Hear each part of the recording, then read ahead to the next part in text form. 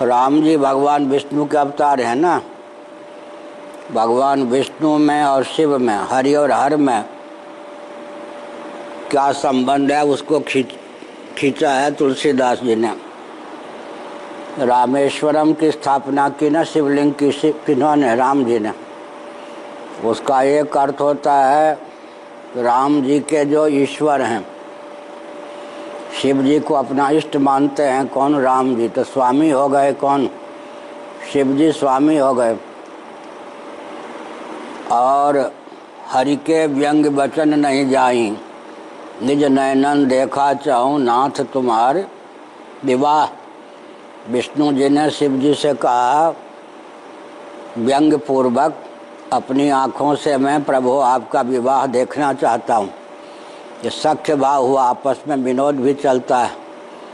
और वही शिव जी भगवान विष्णु जब राम जी के होकर आते हैं तो हनुमान के रूप में सेवक भी बन जाते हैं। ऊपर का संबंध भी है, बीच का संबंध भी है, नीचे का संबंध भी है। भाई ये कल ये देना बहुत चीटी हो गई। ऊपर स्वामी हैं, बीच में सखा हैं, नीचे सेवक। ये इसका अर्थ है। इसका अर्थ है कि जो विवेकी हो वही स्वामी हो, वही सखा हो, वही सेवक हो। योग वासिष्ठ का यह सिद्धांत है।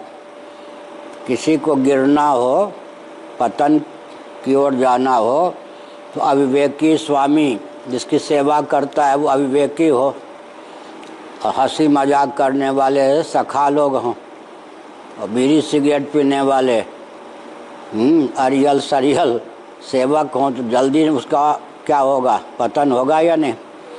ऊपर, बीच में, नीचे अगर तीनों विवेकी हैं, स्वामी भी विवेकी है और सखा भी विवेकी है, नीचे कौन?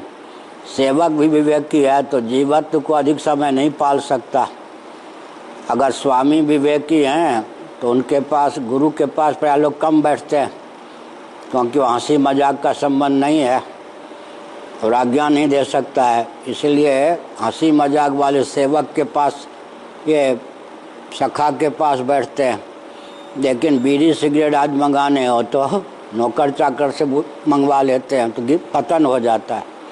इससे यह शिक्षा मिलती है कि स्वामी गुरु भी विवेकी होना चाहिए, सखा भी विवेकी होना चाहिए। भाई पहले तो तुम त्यागी तपस्वी थे, अब कहाँ जा रहे हो? सखा को अधिकार है ना टोकने का, कहने का। सेवक भी ऐसा विवेकी होना चाहिए जिससे हीन सेवा हम न ले सकें। हीन माने भांग घोटने में, तम्बाकू ऐसे करने में उसका उपयोग ना हो सके। तो जब भगवान हरि हर एक ही हैं, फिर भी भगवान विष्णु के अवतार राम जी शिव जी को स्वामी सखा बना के रखते हैं, शिव जी उनके सेवक भी हो जाते हैं। ये अर्थ। स्वामी भी विवेकी होना चाहिए, सखा भी विवेकी होना चाहिए, सेवक भी विवेकी होना चाहिए। शिखित ध्वज चुड़ाला रानी का प्रसंग है योग वासिष्ठ में। किसी को जल्दी मुक्त करना हो तो विवेकी गुरुओं के बीच में, विवेकी सखाओं के बीच में, विवेकी सेवकों के बीच में रख दीजिए। 24 घंटे में 3 ही प्रकार के व्यक्ति से मिलता है व्यक्ति। क्या? ऊपर वाले से, बीच वाले से, नीच वाले से। तीनों विवेकी हों तो अज्ञान को, विवेक को, जीवत्व को अधिक समय तक पाल नहीं रख सकता। और तीनों ही अगर जुआरी हैं, गुरु भी बनाया जुआरी से, सखा लोग भी जुआरी हैं, सेवक भी जुआरी है, तो और नाश होगा या नहीं? इसलिए विवेकी होना चाहिए। स्वामी भी विवेकी हों और सखा भी विवेकी हों, सेवक या शिष्य भी विवेकी हों, तो परम कल्याण होता है। अभी